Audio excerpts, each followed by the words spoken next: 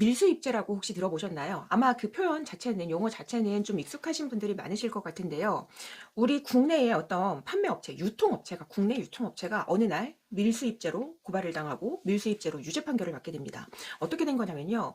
이 업체는 문신용품을 이제 유통을 하는 업체예요. 그런데 이 문신용품 중에서 중국의 어떤 회사에서 파는 물건 중에 이제 좀 마음에 드는 물건이 있었나 봐요. 해서 이거를 우리가 직접 수입을 하지 말고 국내에 이런 거를 좀 대행해주는 업체가 있으니 이 업체에다가 요청을 해가지고 중국 저쪽 회사에서 판매하는 물건을 우리가 이제 수급을 받아다가 국내에서 판매를 해보자, 이제 이렇게 됐었던 것 같아요. 그래서 중간에 국내의 어떤 구매 대행 업체에다가 요청을 했습니다. 그리고 이 국내 구매 대행 업체에다가 돈도 지불을 했어요. 그 돈에는 뭐 당연히 물품 원가 같은 게 들어있을 거고, 물품 상당액이 들어있을 거고, 배송비 같은 게 있을 거고요.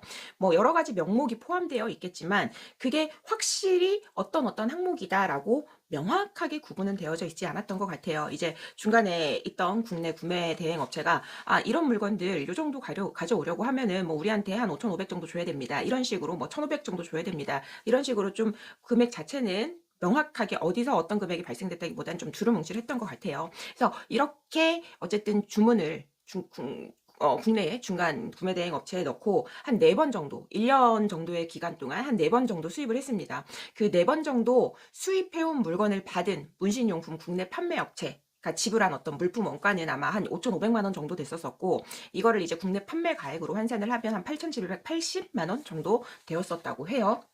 그런데 이 국내의 구매 대행 업체가 이 물건을 중국에서 문신용품을 사올 때 정식으로 수입 신고를 하고 어떤 내야 될 세금이 있으면 다 내고 뭔가 의무상 뭐 KC 인증이라던가 아니면 어떤 식약처나 이런 곳에 검사라던가 필요하면 이걸 다 했었어야 됐는데 그렇게 하지 않았던 거예요. 어떻게 했냐면 중간에 이 국내 구매 대행 업체가 이 문신용품만 가져온 게 아니었나 봐요. 다른 물건들도 같이 막 수입을 해서 하나의 짐으로 수입을 해오면서 문신용품은 없는 것처럼 빼고 수입 신고를 할 때 일부 물건만 세관에 수입 신고를 했던 거예요. 그런데 이게 나중에 적발이 된 거죠.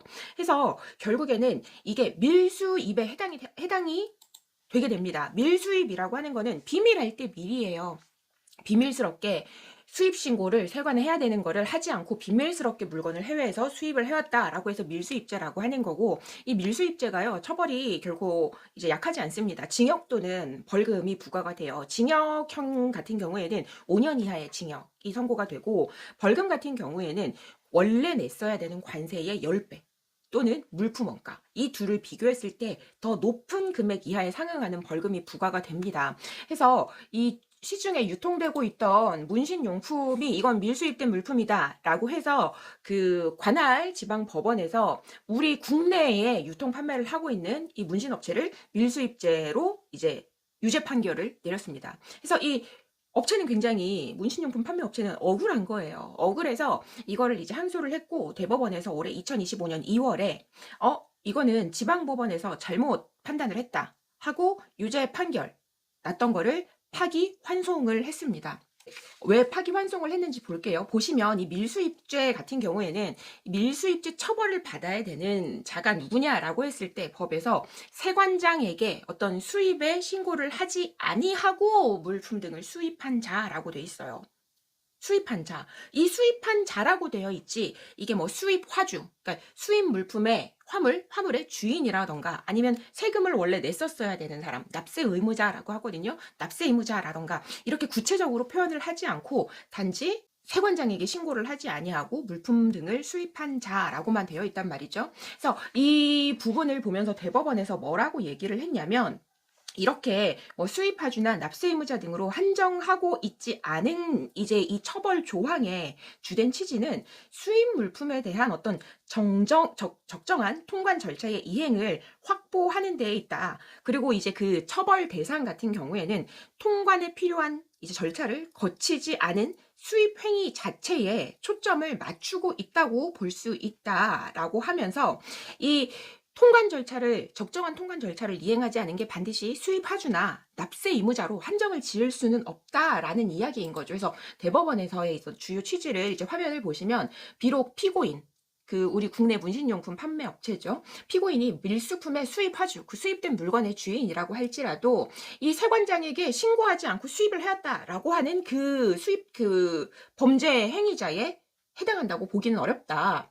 왜냐면 어떠한 이제 수입 물품의 통관 절차 내지 수입 신고 등에 대해서 중간에 있던 국내 구매 대행 업체죠. 그 구매 대행 업체하고 어떤 구체적인 합의나 약정을 했다고 보기도 어렵고, 피고인 국내 우리 유통업체요. 피고인이 밀수분배 국내 반입 절차나 과정 등을 구체적으로 알고 여기에 실질적으로 관여를 해서 이거는 좀 통관하기 어렵고 세금도 많이 나오니까 그냥 뺍시다, 이런 식으로 관여를 했다고 보기도 어렵다. 그리고 우리 국내 문신용품 판매 업체 피고인이 구매대행 업체에 지불한 비용에 관세액에 포함이 되지 않은 것인지도, 자기네가 관세 안 내고 이제 통관을 하자라고 했으면 이제 이런 거를 좀 구분을 지을 수 있는 항목이 있으면 구분을 할 수 있을 텐데, 아까 좀 두리뭉실하다라고 제가 이제 말씀을 드렸었잖아요.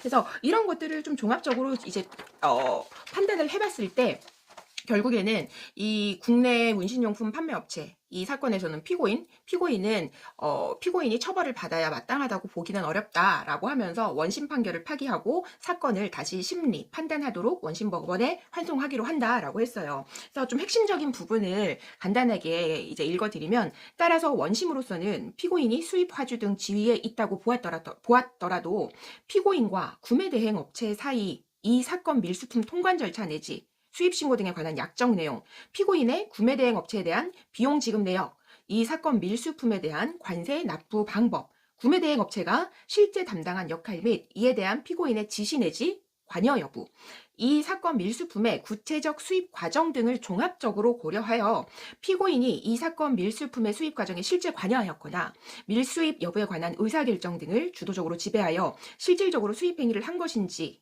이러한 여부를 보다 면밀하게 지방법원은 살펴보았어야 한다. 그럼에도 이와 같은 사항을 제대로 살피지 아니한 채 판시와 같은 이유만을 들어 이 사건 처벌 조항에 따라 유죄로 판단한 원심 판결에는 관세법 제269조 제2항 제1호에 세관장에게 신고를 하지 아니하고 물품을 수입한 자에 관한 법리를 오해하여 필요한 심리를 다하지 아니한 나머지 판결에 영향을 미친 잘못이 있다라고 하면서 이렇게 원심 판결을 파기환송한 사례가 있었습니다.